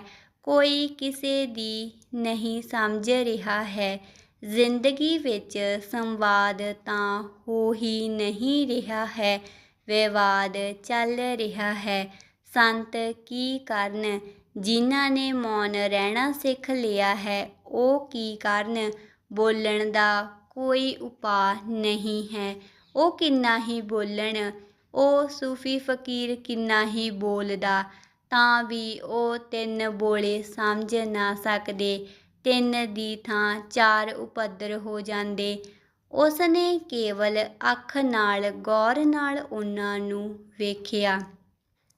ਸੰਤਾਂ ਨੇ ਤੁਹਾਡੇ ਵੱਲ ਸਿਰਫ ਗੌਰ ਨਾਲ ਵੇਖਿਆ ਹੈ ਅਤੇ ਹੱਲ ਕਰਨ ਦੀ ਕੋਸ਼ਿਸ਼ ਕੀਤੀ ਹੈ। ਜੋ ਉਹਨਾਂ ਦੇ ਅੰਦਰ ਸਮਾਇਆ ਹੈ, ਉਹ ਤੁਹਾਡੀਆਂ ਅੱਖਾਂ ਵਿੱਚ ਉਡੇਲਣਾ ਚਾਹਿਆ ਹੈ। ਇਸ ਲਈ ਸਾਧ ਸੰਗਤ ਦੀ ਗੱਲ ਕਰਦੇ ਹਨ, ਨਾਨਕ ਕਿ ਸਾਧੂਆਂ ਨਾਲ ਰਹੋ। ਜੇਕਰ ਸਮਝਣਾ ਹੈ ਜੋ ਉਹਨਾਂ ਨੇ ਜਾਣਿਆ ਹੈ, ਸੰਗਤ ਸਤ ਸੰਗਤ ਕਰੋ। ਸੁਣ ਕਹਿਣ ਨਾਲ ਬਹੁਤਾ ਨਹੀਂ ਹੋਏਗਾ। ਕਿਹਾ ਕੁਝ ਜਾਏਗਾ, ਸਮਝੋਗੇ ਤੁਸੀਂ ਕੁਝ ਹੋਰ। ਲੋਕੀ ਬੋਲੇ ਹਨ, ਦੱਸਿਆ ਕੁਝ ਜਾਵੇਗਾ, ਵੇਖੋਗੇ ਤੁਸੀਂ ਕੁਝ ਹੋਰ। ਲੋਕੀ ਅੰਨੇ ਹਨ, ਤੁਸੀਂ ਆਪਣੀ ਵਿਆਖਿਆ ਕਰੋਗੇ। ਤੁਸੀਂ ਸ਼ਬਦ ਨੂੰ ਆਪਣੇ ਅਰਥ ਦੇ ਦਿਓਗੇ। ਨਾਨਕ ਕਹਿੰਦੇ ਹਨ, ਹੁਕਮ ਨਾ ਕਹਿਆ ਜਾਈ, ਉਹ ਕਿਹਾ ਨਹੀਂ ਜਾ ਸਕਦਾ। ਫਿਰ ਵੀ ਇਸ਼ਾਰੇ ਕੀਤੇ ਜਾ ਸਕਦੇ ਹਨ। ਇਹ ਇਸ਼ਾਰੇ ਹਨ, ਇਹ ਕਹਿਣਾ ਨਹੀਂ ਹੈ, ਇਹ ਇਸ਼ਾਰੇ ਹਨ। ਇਹਨਾਂ ਸ਼ਬਦਾਂ ਵਿੱਚ ਉਹ ਹੁਕਮ ਨਹੀਂ ਹੈ। ਇਹ ਸ਼ਬਦ ਤਾਂ ਕੰਡੇ ਲੱਗੇ ਮੀਲ ਦੇ ਪੱਥਰ ਵਾਂਗੂ ਹਨ। ਇਹ ਦੱਸ ਰਹੇ ਹਨ ਕਿ ਚਲੇ ਜਾਓ, ਅੱਗੇ ਹੈ ਮੰਜ਼ਿਲ। ਲੇਕਿਨ ਬਹੁਤ ਸਾਰੇ ਲੋਕ ਮੀਲ ਦੇ ਪੱਥਰ ਨੂੰ ਫੜ ਕੇ ਬੈਠ ਜਾਂਦੇ ਹਨ। ਉਹ ਤੁਸੀਂ ਵੀ ਕਰ ਸਕਦੇ ਹੋ। ਤੁਸੀਂ ਵੀ ਕਰ ਸਕਦੇ ਹੋ ਕਿ ਰੋਜ਼ ਸਵੇਰੇ ਉੱਠ ਕੇ ਜਪਜੀ ਸਾਹਿਬ ਦਾ ਪਾਠ ਕਰੋ ਅਤੇ ਉਸ ਨੂੰ ਦੁਹਰਾਉਂਦੇ ਰਹੋ ਅਤੇ ਉਸ ਨੂੰ ਕੰਠ ਕਰ ਲਵੋ। ਤੁਸੀਂ ਮੀਲ ਦਾ ਪੱਥਰ ਫੜ ਲਿਆ, ਇਹ ਤਾਂ ਇਸ਼ਾਰਾ ਹੈ। ਇਸ ਨੂੰ ਕੰਠ ਕਰਨ ਨਾਲ ਕੁਝ ਵੀ ਨਹੀਂ ਹੋਏਗਾ। ਇਸ ਦੇ ਵਿੱਚ ਜਿਸ ਪਾਸੇ ਇਸ਼ਾਰਾ ਹੈ ਉਸੇ ਪਾਸੇ ਚੱਲਣਾ ਪਵੇਗਾ, ਯਾਤਰਾ ਕਰਨੀ ਪਵੇਗੀ। ਧਰਮ ਇੱਕ ਯਾਤਰਾ ਹੈ। ਤੁਸੀਂ ਚਾਹੋ ਜਪਜੀ ਨੂੰ ਫੜੋ, ਚਾਹੇ ਗੀਤਾ ਨੂੰ ਫੜੋ, ਚਾਹੇ ਕੁਰਾਨ ਨੂੰ। ਜੇਕਰ ਤੁਸੀਂ ਫੜ ਕੇ ਬਹਿ ਗਏ ਤਾਂ ਤੁਸੀਂ ਮੀਲ ਦੇ ਪੱਥਰ ਨੂੰ ਛਾਤੀ ਨਾਲ ਲਗਾ ਲਿਆ। ਸਮਝੋ, ਹੋਰ ਅੱਗੇ ਵਧੋ। ਜਿਵੇਂ ਜਿਵੇਂ ਤੁਸੀਂ ਅੱਗੇ ਵਧੋਗੇ ਤਿਵੇਂ ਭੇਦ ਪ੍ਰਗਟ ਹੋਵੇਗਾ। ਹੁਕਮ ਨੂੰ ਸ਼ਬਦਾਂ ਵਿੱਚ ਨਹੀਂ ਕਿਹਾ ਜਾ ਸਕਦਾ। ਹੁਕਮ ਨਾਲ ਹੀ ਜੀਆਂ ਦੀ ਉਤਪਤੀ ਹੁੰਦੀ ਹੈ। ਹੁਕਮ ਨਾਲ ਹੀ ਵਡਿਆਈ ਮਿਲਦੀ ਹੈ। ਹੁਕਮ ਨਾਲ ਹੀ ਕੋਈ ਛੋਟਾ ਹੈ, ਕੋਈ ਵੱਡਾ ਹੈ। ਹੁਕਮ ਨਾਲ ਹੀ ਸੁੱਖ ਦੁੱਖ ਦੀ ਪ੍ਰਾਪਤੀ ਹੁੰਦੀ ਹੈ। ਥੋੜ੍ਹਾ ਸੋਚੋ, ਜਦ ਤੁਹਾਨੂੰ ਦੁੱਖ ਮਿਲਦਾ ਹੈ ਤਾਂ ਤੁਸੀਂ ਕਿਸੇ ਦੂਜੇ ਨੂੰ ਜ਼ਿੰਮੇਵਾਰ ਠਹਿਰਾਉਂਦੇ ਹੋ। ਜੇਕਰ ਜ਼ਿੰਮੇਵਾਰ ਹੀ ਠਹਿਰਾਉਣਾ ਹੈ ਤਾਂ ਹੁਕਮ ਨੂੰ ਹੀ ਜ਼ਿੰਮੇਵਾਰ ਠਹਿਰਾਓ। ਪਤੀ ਦੁਖੀ ਹੈ ਤਾਂ ਸੋਚਦਾ ਹੈ ਪਤਨੀ ਜ਼ਿੰਮੇਵਾਰ ਹੈ। ਪਤਨੀ ਦੁਖੀ ਹੈ ਤਾਂ ਸੋਚਦੀ ਹੈ ਪਤੀ ਜ਼ਿੰਮੇਵਾਰ ਹੈ। ਪਿਓ ਦੁਖੀ ਹੈ ਤਾਂ ਸੋਚਦਾ ਹੈ ਪੁੱਤਰ ਜ਼ਿੰਮੇਵਾਰ ਹੈ। ਜੇਕਰ ਜ਼ਿੰਮੇਦਾਰੀ ਦੇਣੀ ਹੈ ਤਾਂ ਪਰਮਾਤਮਾ ਨੂੰ ਦਿਓ। ਉਸ ਤੋਂ ਛੋਟੇ ਵਿੱਚ ਕੰਮ ਨਹੀਂ ਚੱਲੇਗਾ। ਪਰ ਬੜੇ ਮਜ਼ੇ ਦੀ ਗੱਲ ਹੈ, ਜਦ ਤੁਸੀਂ ਦੁਖੀ ਹੋ ਤਾਂ ਆਲੇ ਦੁਆਲੇ ਜ਼ਿੰਮੇਵਾਰੀ ਕਿਸੇ ਦੇ ਮੋਢੇ ਉੱਤੇ ਦਿੰਦੇ ਹੋ ਅਤੇ ਜਦੋਂ ਤੁਸੀਂ ਸੁਖੀ ਹੋ ਤਦ ਤੁਸੀਂ ਖੁਦ ਮੰਨਦੇ ਹੋ ਕਿ ਮੇਰੇ ਹੀ ਕਾਰਨ ਮੈਂ ਸੁਖੀ ਹਾਂ। ਇਹ ਤਰਕ ਕਿਹੜੀ ਕਿਸਮ ਦਾ ਹੈ? ਸੁਖੀ ਹੋਵੋ ਤਾਂ ਤੁਸੀਂ ਆਪਣੇ ਕਾਰਨ, ਦੁਖੀ ਹੋਵੋ ਤਾਂ ਕਿਸੇ ਦੇ ਕਾਰਨ। ਇਸ ਕਾਰਨ ਨਾਲ ਨਾ ਤਾਂ ਤੁਸੀਂ ਦੁੱਖ ਨੂੰ ਦੂਰ ਕਰ ਸਕੋਗੇ, ਨਾ ਤੁਸੀਂ ਸੁੱਖ ਦਾ ਭੇਦ ਲੱਭ ਸਕੋਗੇ, ਕਿਉਂਕਿ ਦੋਹਾਂ ਹਾਲਾਤਾਂ ਵਿੱਚ ਤੁਸੀਂ ਗਲਤ ਹੋ। ਨਾ ਤਾਂ ਦੂਜਾ ਜ਼ਿੰਮੇਵਾਰ ਹੈ ਦੁੱਖ ਦੇ ਲਈ ਅਤੇ ਨਾ ਤੁਸੀਂ ਜ਼ਿੰਮੇਵਾਰ ਹੋ ਸੁੱਖ ਦੇ ਲਈ। ਦੋਹਾਂ ਦੇ ਪਿੱਛੇ ਪਰਮਾਤਮਾ ਜ਼ਿੰਮੇਵਾਰ ਹੈ ਅਤੇ ਜੇਕਰ ਇੱਕ ਹੀ ਹੱਥੋਂ ਸੁੱਖ ਦੁੱਖ ਆਏ ਹਨ ਤਾਂ ਉਹਨਾਂ ਵਿੱਚ ਭੇਦ ਕੀ ਕਰਨਾ, ਫਰਕ ਕੀ ਕਰਨਾ। ਇੱਕ ਮੁਸਲਮਾਨ ਬਾਦਸ਼ਾਹ ਹੋਇਆ। ਉਸ ਦਾ ਇੱਕ ਗੁਲਾਮ ਸੀ। ਗੁਲਾਮ ਨਾਲ ਉਸ ਦਾ ਬੜਾ ਪ੍ਰੇਮ ਸੀ, ਬਹੁਤ ਲਗਾਵ ਸੀ। ਉਹ ਬਹੁਤ ਸਵਾਮੀ ਭਗਤ ਸੀ। ਇੱਕ ਦਿਨ ਦੋਵੇਂ ਜੰਗਲ ਵਿੱਚ ਲੰਘ ਰਹੇ ਸੀ। ਇੱਕ ਰੁੱਖ ਉੱਤੇ ਇੱਕ ਹੀ ਫਲ ਲੱਗਿਆ ਸੀ। ਸਮਰਾਟ ਨੇ ਫਲ ਤੋੜਿਆ। ਜਿਵੇਂ ਉਸ ਦੀ ਆਦਤ ਸੀ, ਉਸ ਨੇ ਇੱਕ ਫਾੜੀ ਵੱਢ ਕੇ ਗੁਲਾਮ ਨੂੰ ਦਿੱਤੀ। ਗੁਲਾਮ ਨੇ ਚਖੀ ਅਤੇ ਉਸ ਨੇ ਕਿਹਾ, ਮਾਲਿਕ ਇੱਕ ਫਾੜੀ ਹੋਰ, ਅਤੇ ਗੁਲਾਮ ਮੰਗਦਾ ਹੀ ਗਿਆ। ਫਿਰ ਇੱਕ ਹੀ ਫਾੜੀ ਹੱਥ ਵਿੱਚ ਬਚੀ। ਬਾਦਸ਼ਾਹ ਨੇ ਕਿਹਾ, ਇੰਨਾ ਸਵਾਦ ਹੈ। ਗੁਲਾਮ ਨੇ ਝਪੱਟਾ ਮਾਰ ਕੇ ਉਹ ਇੱਕ ਫਾੜੀ ਵੀ ਖੋਹਣੀ ਚਾਹੀ। ਸਮਰਾਟ ਨੇ ਕਿਹਾ, ਇਹ ਤਾਂ ਹੱਦ ਹੋ ਗਈ। ਮੈਂ ਤੈਨੂੰ ਪੂਰਾ ਫਲ ਦੇ ਚੁੱਕਿਆ ਅਤੇ ਦੂਜਾ ਫਲ ਵੀ ਨਹੀਂ ਹੈ। ਹੋਰ ਜੇ ਇੰਨਾ ਸਵਾਦ ਹੈ ਤਾਂ ਕੁਝ ਮੈਨੂੰ ਵੀ ਚਖਣ ਦੇ। ਉਸ ਗੁਲਾਮ ਨੇ ਕਿਹਾ, ਨਹੀਂ, ਸਵਾਦ ਬਹੁਤ ਹੈ, ਇਸ ਲਈ ਤੁਸੀਂ ਮੈਨੂੰ ਮੇਰੇ ਸੁੱਖ ਤੋਂ ਵਾਂਝਿਆ ਨਾ ਕਰੋ, ਦੇ ਦਿਓ। ਲੇਕਿਨ ਸਮਰਾਟ ਨੇ ਫਲ ਚਖ ਲਿਆ। ਉਹ ਫਲ ਬਿਲਕੁਲ ਜ਼ਹਿਰ ਸੀ। ਮਿੱਠਾ ਹੋਣਾ ਤਾਂ ਦੂਰ, ਉਸ ਦੀ ਇੱਕ ਗਰਾਈ ਵੀ ਨਿਗਲਣੀ ਔਖੀ ਸੀ। ਸਮਰਾਟ ਨੇ ਕਿਹਾ, ਪਾਗਲ, ਤੂੰ ਮੁਸਕਰਾ ਰਿਹਾ ਹੈ ਅਤੇ ਇਸ ਜ਼ਹਿਰ ਨੂੰ ਤੂੰ ਖਾ ਗਿਆ। ਤੂੰ ਕਿਹਾ ਕਿਉਂ ਨਹੀਂ? ਉਸ ਗੁਲਾਮ ਨੇ ਕਿਹਾ, ਜਿਹੜੇ ਹੱਥਾਂ ਤੋਂ ਐਨੇ ਸੁੱਖ ਮਿਲੇ ਹੋਣ ਅਤੇ ਜਿਨ੍ਹਾਂ ਹੱਥਾਂ ਤੋਂ ਐਨੇ ਸਵਾਦ ਫਲ ਚਖੇ ਹੋਣ, ਇੱਕ ਕੌੜੇ ਫਲ ਦੀ ਕੀ ਸ਼ਿਕਾਇਤ? ਫਲਾਂ ਦਾ ਹਿਸਾਬ ਹੀ ਛੱਡ ਦਿੱਤਾ, ਹੱਥ ਦਾ ਹਿਸਾਬ ਹੈ। ਜਿਸ ਦਿਨ ਤੁਸੀਂ ਵੇਖ ਸਕੋਗੇ ਕਿ ਪਰਮਾਤਮਾ ਦੇ ਹੱਥਾਂ ਨਾਲ ਦੁੱਖ ਵੀ ਮਿਲਦਾ ਹੈ, ਉਸ ਦਿਨ ਤੁਸੀਂ ਉਸ ਨੂੰ ਦੁੱਖ ਕਿਵੇਂ ਕਹੋਗੇ? ਤੁਸੀਂ ਉਸ ਨੂੰ ਦੁੱਖ ਹੁਣੇ ਹੀ ਕਹਿੰਦੇ ਹੋ, ਕਿਉਂਕਿ ਤੁਸੀਂ ਹੱਥ ਨੂੰ ਨਹੀਂ ਵੇਖ ਰਹੇ ਹੋ। ਜਿਸ ਦਿਨ ਤੁਹਾਨੂੰ ਵਿਖਾਈ ਦੇਵੇਗਾ ਕਿ ਦੁੱਖ ਵੀ ਉਸ ਦਾ ਤੇ ਸੁੱਖ ਵੀ ਉਸ ਦਾ, ਸੁੱਖ ਦੁੱਖ ਦੋਹਾਂ ਦਾ ਰੂਪ ਗੁਆਚ ਜਾਏਗਾ। ਨਾ ਸੁੱਖ ਸੁੱਖ ਜਿਹਾ ਲੱਗੇਗਾ, ਨਾ ਦੁੱਖ ਦੁੱਖ ਵਰਗਾ ਲੱਗੇਗਾ। ਅਤੇ ਜਿਸ ਦਿਨ ਸੁੱਖ ਦੁੱਖ ਇੱਕ ਹੋ ਜਾਂਦੇ ਹਨ, ਉਸੇ ਦਿਨ ਆਨੰਦ ਦੀ ਘਟਨਾ ਵਾਪਰਦੀ ਹੈ। ਜਦ ਤੁਹਾਨੂੰ ਸੁੱਖ ਦੁੱਖ ਦਾ ਦਵੈਤ ਨਹੀਂ ਰਹਿ ਜਾਂਦਾ, ਤਦ ਅਦਵੈਤ ਉਤਰਦਾ ਹੈ। ਤਦ ਤੁਸੀਂ ਆਨੰਦ ਮਾਣੋਗੇ। ਨਹੀਂ ਕਿਸੇ ਨੂੰ ਗੁਆਂਢ ਵਿੱਚ, ਪਤੀ ਨੂੰ, ਪਤਨੀ ਨੂੰ, ਮਿੱਤਰ ਨੂੰ, ਭਾਈ ਨੂੰ, ਦੋਸਤ ਨੂੰ, ਦੁਸ਼ਮਣ ਨੂੰ ਦੋਸ਼ੀ ਨਾ ਠਹਿਰਾਉਣਾ। ਸਾਰੇ ਦੋਸ਼ਾਂ ਦਾ ਮਾਲਿਕ ਉਹ ਹੈ ਅਤੇ ਜਦ ਖੁਸ਼ੀ ਆਏ, ਸਫਲਤਾ ਮਿਲੇ ਤਾਂ ਆਪਣੇ ਹੰਕਾਰ ਨੂੰ ਕਦੇ ਨਾ ਭਰਨਾ। ਸਾਰੀਆਂ ਅਸਫਲਤਾਵਾਂ ਅਤੇ ਸਵਾਦਲੇ ਫਲਾਂ ਦਾ ਮਾਲਿਕ ਵੀ ਉਹੀ ਹੈ। ਜੇਕਰ ਤੁਸੀਂ ਸਾਰਾ ਉਸ 'ਤੇ ਛੱਡ ਦਿਓ ਤਾਂ ਸਭ ਗੁਆਚ ਜਾਵੇਗਾ, ਕੇਵਲ ਆਨੰਦ ਬਾਕੀ ਰਹਿ ਜਾਂਦਾ ਹੈ।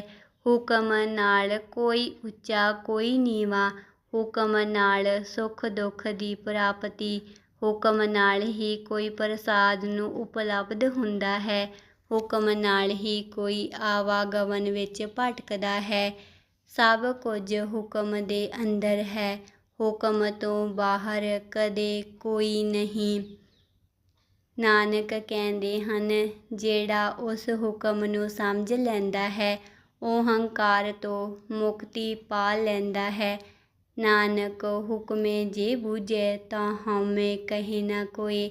ਜਿਸ ਨੇ ਇਹ ਸਾਰ ਦੀ ਗੱਲ ਸਮਝ ਲਈ ਕਿ ਸਭ ਉਸ ਦਾ ਹੈ, ਤਾਂ ਮੈਂ ਕਹਿਣ ਨੂੰ ਬਚਦਾ ਹੀ ਕੌਣ? ਇਸ ਨੂੰ ਥੋੜ੍ਹਾ ਸਮਝੀਏ। ਤੁਸੀਂ ਹੰਕਾਰ ਨੂੰ ਬਹੁਤ ਵਾਰ ਛੱਡਣਾ ਵੀ ਚਾਹੁੰਦੇ ਹੋ, ਕਿਉਂਕਿ ਉਸ ਤੋਂ ਪੀੜਾ ਮਿਲਦੀ ਹੈ, ਫਿਰ ਵੀ ਛੱਡ ਨਹੀਂ ਸਕਦੇ। ਕੀ ਕਾਰਨ ਹੈ? ਕਿਉਂਕਿ ਉਸ ਤੋਂ ਤੁਹਾਨੂੰ ਸੁੱਖ ਵੀ ਮਿਲਦਾ ਹੈ, ਇਸ ਲਈ ਅੜਚਨ ਹੈ। ਹੰਕਾਰ ਤੋਂ ਦੁੱਖ ਮਿਲਦਾ ਹੈ ਅਤੇ ਇਹ ਦਿਸਦਾ ਹੈ, ਪਰ ਜਦ ਕੋਈ ਗਾਲੀ ਦਿੰਦਾ ਹੈ ਤਾਂ ਪੀੜ ਹੁੰਦੀ ਹੈ। ਉਹ ਤਕਲੀਫ ਹੰਕਾਰ ਨੂੰ ਹੁੰਦੀ ਹੈ। ਤੁਸੀਂ ਛੱਡਣਾ ਵੀ ਚਾਹੁੰਦੇ ਹੋ। ਮੇਰੇ ਕੋਲ ਲੋਕ ਆਉਂਦੇ ਹਨ ਤੇ ਪੁੱਛਦੇ ਹਨ, ਦੁੱਖ ਨੂੰ ਕਿਵੇਂ ਛੱਡੀਏ? ਅਤੇ ਇਹ ਵੀ ਕਹਿੰਦੇ ਹਨ ਕਿ ਸਮਝ ਵਿੱਚ ਤਾਂ ਆਉਂਦਾ ਹੈ ਹੰਕਾਰ ਹੀ ਦੁੱਖ ਹੈ, ਕਿਵੇਂ ਛੱਡੀਏ? ਮੈਂ ਉਹਨਾਂ ਨੂੰ ਕਹਿੰਦਾ ਹਾਂ, ਕਿਵੇਂ ਦਾ ਸਵਾਲ ਹੀ ਨਹੀਂ। ਜੇਕਰ ਤੁਹਾਨੂੰ ਸੱਚਮੁੱਚ ਵਿਖਾਈ ਦਿੰਦਾ ਹੈ ਹੰਕਾਰ ਦੁੱਖ ਹੈ, ਤਾਂ ਤੁਸੀਂ ਛੱਡ ਹੀ ਦਿੰਦੇ। ਪੁੱਛਣਾ ਕੀ ਹੈ? ਪਰ ਗੱਲ ਉਲਝੀ ਹੋਈ ਹੈ। ਕੋਈ ਗਾਲਾਂ ਕੱਢਦਾ ਹੈ, ਹੰਕਾਰ ਨੂੰ ਦੁੱਖ ਹੁੰਦਾ ਹੈ, ਤੁਸੀਂ ਛੱਡਣਾ ਚਾਹੁੰਦੇ ਹੋ। ਪਰ ਕੋਈ ਫੁੱਲਾਂ ਦਾ ਹਾਰ ਪਹਿਨਾਉਂਦਾ ਹੈ, ਤਦ ਹੰਕਾਰ ਨੂੰ ਸੁੱਖ ਮਿਲਦਾ ਹੈ। ਹੰਕਾਰ ਅੱਧਾ ਤੁਸੀਂ ਛੱਡਣਾ ਚਾਹੁੰਦੇ ਹੋ, ਅੱਧਾ ਤੁਸੀਂ ਬਚਾਉਣਾ ਚਾਹੁੰਦੇ ਹੋ। ਉਸੇ ਨੂੰ ਨਿੰਦਾ ਅਖਰਦੀ ਹੈ, ਉਸੇ ਨੂੰ ਪ੍ਰਸ਼ੰਸਾ ਸੁੱਖ ਦਿੰਦੀ ਹੈ। ਭੁੱਲ ਹੋ ਜਾਂਦੀ ਹੈ ਤਾਂ ਸੱਟ ਵੱਜਦੀ ਹੈ, ਠੀਕ ਗੱਲ ਹੋ ਜਾਂਦੀ ਹੈ ਤਾਂ ਭਲੀ ਲੱਗਦੀ ਹੈ। ਲੋਕ ਨਿੰਦਿਆ ਕਰਦੇ ਹੋਣ, ਮਾਣ ਅਦਬ ਕਰਦੇ ਹੋਣ, ਗੁਣਗਾਨ ਕਰਦੇ ਹੋਣ, ਬੜਾ ਭਲਾ ਲੱਗਦਾ ਹੈ। ਦੋਵੇਂ ਹੀ ਘਟਨਾਵਾਂ ਹੰਕਾਰ ਨੂੰ ਦਰਸਾ ਰਹੀਆਂ ਹਨ ਅਤੇ ਤੁਹਾਡੀ ਮੁਸੀਬਤ ਇਹ ਹੈ ਕਿ ਤੁਸੀਂ ਜੇਕਰ ਹੰਕਾਰ ਨੂੰ ਛੱਡੋ ਤਾਂ ਸੁੱਖ ਵੀ ਮਿਟ ਜਾਏਗਾ, ਦੁੱਖ ਵੀ ਮਿਟ ਜਾਏਗਾ। ਸੁੱਖ ਨੂੰ ਤੁਸੀਂ ਬਚਾਉਣਾ ਚਾਹੁੰਦੇ ਹੋ, ਦੁੱਖ ਨੂੰ ਤੁਸੀਂ ਮਿਟਾਉਣਾ ਚਾਹੁੰਦੇ ਹੋ। ਇਹ ਕਦੇ ਹੋਇਆ ਨਹੀਂ, ਕਦੇ ਹੋਵੇਗਾ ਵੀ ਨਹੀਂ। ਦੋਵੇਂ ਹੀ ਨਾਲ ਨਾਲ ਜਾਣਗੇ। ਇੱਕ ਹੀ ਸਿੱਕੇ ਦੇ ਦੋ ਪਾਸੇ ਹਨ। ਇੱਕ ਪਾਸੇ ਨੂੰ ਤੁਸੀਂ ਬਚਾਉਣਾ ਚਾਹੁੰਦੇ ਹੋ, ਦੂਜੇ ਨੂੰ ਸੁੱਟ ਦੇਣਾ ਚਾਹੁੰਦੇ ਹੋ। ਇਹ ਕਿਵੇਂ ਹੋਵੇਗਾ? ਸੁੱਟਦੇ ਹੋ, ਚੁੱਕ ਲੈਂਦੇ ਹੋ, ਕਿਉਂਕਿ ਇਹ ਦੂਜਾ ਪਾਸਾ ਵੀ ਨਾਲ ਹੀ ਜਾਂਦਾ ਹੈ। ਹੱਥ ਵਿੱਚ ਰੱਖਦੇ ਹੋ, ਸੁੱਟਣਾ ਚਾਹੁੰਦੇ ਹੋ, ਕਿਉਂਕਿ ਇਹ ਦੁੱਖ ਵਾਲਾ ਪਾਸਾ ਵੀ ਹੱਥ ਵਿੱਚ ਰਹਿੰਦਾ ਹੈ। ਹੰਕਾਰ ਨੂੰ ਸਮਝੋ, ਸੁੱਖ ਵੀ ਉਹ ਦਿੰਦਾ ਹੈ, ਦੁੱਖ ਵੀ ਉਹੀ ਦਿੰਦਾ ਹੈ। ਅਤੇ ਜੇਕਰ ਦੋਵੇਂ ਹੀ ਪਰਮਾਤਮਾ ਉੱਤੇ ਛੱਡ ਦਿਓ, ਜਿੱਥੇ ਕਿ ਸੱਚਾ ਸਰੋਤ ਹੈ ਜੀਵਨ ਦਾ, ਜੇਕਰ ਤੁਸੀਂ ਸਾਰਾ ਉਸੇ 'ਤੇ ਛੱਡ ਦਿਓ ਤਾਂ ਤੁਹਾਡੀ ਮੈਂ ਨੂੰ ਬਚਣ ਦੀ ਥਾਂ ਕਿੱਥੇ ਰਹਿ ਜਾਵੇਗੀ। ਤੁਸੀਂ ਕਿਵੇਂ ਕਹੋਗੇ ਮੈਂ ਹਾਂ, ਮੈਂ ਕਰਮਾਂ ਦਾ ਜੋੜ ਹੈ। ਤੁਸੀਂ ਜੋ ਜੋ ਕੀਤਾ ਹੈ ਉਸ ਦਾ ਇਕੱਠਾ ਜੋੜ ਹੈ ਮੈਂ ਕੋਈ ਚੀਜ਼ ਨਹੀਂ ਹੈ, ਸਿਰਫ ਵੱਧ ਤੋਂ ਵੱਧ ਕਰਮਾਂ ਦੀ ਜੁੜੀ ਹੋਈ ਧਾਰਨਾ ਹੈ। ਤੁਹਾਡਾ ਅਤੀਤ, ਤੁਸੀਂ ਜੋ ਜੋ ਕੀਤਾ ਹੈ ਉਸ ਦਾ ਜੋੜ ਹੰਕਾਰ ਹੈ। ਜੇਕਰ ਸਾਰਾ ਕਰਮ ਤੁਸੀਂ ਛੱਡ ਦਿਓ ਅਤੇ ਤੁਸੀਂ ਕਹਿ ਦਿਓ ਕਰਤਾ ਤੂੰ ਹੈ, ਕਰਤਾ ਪੁਰਖ, ਮੈਂ ਕੇਵਲ ਮਾਧਿਅਮ ਹਾਂ, ਫਿਰ ਕਿਵੇਂ ਹੰਕਾਰ? ਜੋ ਉਸਨੇ ਕਰਵਾਇਆ ਉਹ ਮੈਂ ਕੀਤਾ, ਜੋ ਉਸਨੇ ਨਹੀਂ ਕਰਵਾਇਆ ਉਹ ਮੈਂ ਨਹੀਂ ਕੀਤਾ। ਪਾਪੀ ਬਣਾਇਆ ਤਾਂ ਪਾਪੀ, ਇਸ ਨੂੰ ਥੋੜ੍ਹਾ ਸਮਝੋ, ਕਿਉਂਕਿ ਨਾਨਕ ਬੜੀ ਅਨੋਖੀ ਗੱਲ ਕਹਿ ਰਹੇ ਹਨ। ਉਹ ਇਹ ਕਹਿ ਰਹੇ ਹਨ ਕਿ ਹੁਕਮ ਨਾਲ ਹੀ ਕੋਈ ਪ੍ਰਸਾਦ ਨੂੰ ਉਪਲਬਧ ਹੁੰਦਾ ਹੈ, ਗਿਆਨ ਨੂੰ, ਅਤੇ ਹੁਕਮ ਨਾਲ ਹੀ ਆਵਾਗਮਨ ਵਿੱਚ ਭਟਕਦਾ ਹੈ। ਨਾਨਕ ਇਹ ਕਹਿ ਰਹੇ ਹਨ ਕਿ ਜੇਕਰ ਤੁਸੀਂ ਪਾਪੀ ਹੋ ਤਾਂ ਇਹ ਨਾ ਸੋਚੋ ਕਿ ਮੈਂ ਪਾਪੀ ਹਾਂ, ਕਿਉਂਕਿ ਉਸ ਦੀ ਮਰਜ਼ੀ। ਇਹ ਬੜੀ ਖਤਰਨਾਕ ਗੱਲ ਹੈ, ਕਿਉਂਕਿ ਤੁਸੀਂ ਕਹੋਗੇ ਐਵੇਂ ਤਾਂ ਲੋਕ ਪਾਪ ਕਰਨ ਲੱਗ ਪੈਣਗੇ ਅਤੇ ਇਹ ਕਹਿਣਗੇ ਉਸ ਦੀ ਮਰਜ਼ੀ। ਪਰ ਇਹੀ ਤਾਂ ਬੜਾ ਮਜ਼ਾ ਹੈ, ਜਿਸ ਨੇ ਜਾਣ ਲਿਆ ਉਸ ਦੀ ਮਰਜ਼ੀ, ਉਸ ਦੇ ਕੋਲੋਂ ਫਿਰ ਜੋ ਵੀ ਹੁੰਦਾ ਹੈ ਉਹੀ ਪੁੰਨ ਹੈ। ਜਦ ਤੱਕ ਤੁਸੀਂ ਨਹੀਂ ਜਾਣਦੇ ਉਸ ਦੀ ਮਰਜ਼ੀ, ਤਦ ਤੱਕ ਤੁਹਾਡੇ ਅਤੇ ਉਸ ਦੇ ਵਿਚਕਾਰ ਇੱਕ ਕਲੇਸ਼ ਚੱਲ ਰਿਹਾ ਹੈ। ਉਸ ਕਲੇਸ਼ ਵਿੱਚ ਹੀ ਪਾਪ ਦਾ ਜਨਮ ਹੈ। ਉਸ ਕਲੇਸ਼ ਨਾਲ ਹੀ ਸਾਰਾ ਦੁੱਖ ਆਪਣੇ ਆਪ ਨੂੰ ਅਤੇ ਦੂਜੇ ਨੂੰ ਦੇਣ ਦੀ ਸਥਿਤੀ ਬਣਦੀ ਹੈ। ਜਿਸ ਦਿਨ ਤੁਸੀਂ ਸਭ ਕੁਝ ਉਸ ਦੇ ਉੱਤੇ ਛੱਡ ਦਿੱਤਾ, ਉਸੇ ਦਿਨ ਪਾਪ ਖਤਮ ਹੋ ਜਾਂਦਾ ਹੈ। ਪਾਪ ਤੁਹਾਡੇ ਅਤੇ ਪਰਮਾਤਮਾ ਦੇ ਵਿਚਕਾਰ ਹੋ ਰਹੇ ਸੰਘਰਸ਼ ਦਾ ਫਲ ਹੈ, ਪਰ ਛੱਡਣਾ ਪਏਗਾ ਉਸ ਨੂੰ। ਨਾਨਕ ਕਹਿੰਦੇ ਹਨ ਉਹ ਵੀ ਉਸ ਦੇ ਰਾਹੀਂ ਹੋ ਰਿਹਾ ਹੈ। ਤੁਸੀਂ ਪਾਪੀ ਹੋ ਤਾਂ ਉਹੀ, ਤੁਸੀਂ ਪੁੰਨ ਆਤਮਾ ਹੋ ਤਾਂ ਉਹੀ। ਨਾ ਤਾਂ ਤੁਸੀਂ ਸੋਚੋ ਕਿ ਪੁੰਨ ਮੈਂ ਕੀਤਾ ਹੈ ਅਤੇ ਨਾ ਤੁਸੀਂ ਸੋਚੋ ਕਿ ਪਾਪ ਮੈਂ ਕੀਤਾ ਹੈ। ਮੈਂ ਕੀਤਾ ਹੈ, ਇਹੀ ਗੱਲ ਭੁਲੇਖਾ ਹੈ, ਇਹੋ ਹੀ ਅਗਿਆਨ ਹੈ। ਮੈਂ ਕੀਤਾ ਹੈ ਅਤੇ ਇੱਕ ਹੀ ਗਿਆਨ ਹੈ, ਕਰਤਾ ਪੁਰਖ। ਉਹ ਪੁਰਖ ਕਰਤਾ ਹੈ, ਮੈਂ ਤਾਂ ਕੇਵਲ ਮਾਧਿਅਮ ਹਾਂ। ਹੁਕਮ ਤੋਂ ਬਾਹਰ ਕੋਈ ਵੀ ਨਹੀਂ, ਸਭ ਕੋਈ ਹੁਕਮ ਦੇ ਅੰਦਰ ਹਨ। ਹੁਕਮੇ ਅੰਦਰ ਸਭ ਕੋ, ਬਾਹਰ ਹੁਕਮ ਨਾ ਕੋਇ। ਨਾਨਕ ਕਹਿੰਦੇ ਹਨ ਜਿਹੜਾ ਉਸ ਹੁਕਮ ਨੂੰ ਸਮਝਦਾ ਹੈ ਉਹ ਹੰਕਾਰ ਤੋਂ ਮੁਕਤ ਹੋ ਜਾਂਦਾ ਹੈ। ਕੋਈ ਉਸ ਦੇ ਬਲ ਤਾਕਤ ਦਾ ਗੁਣ ਗਾਉਂਦੇ ਹਨ, ਜਿਨ੍ਹਾਂ ਵਿੱਚ ਗਾਉਣ ਦਾ ਬਲ ਹੈ।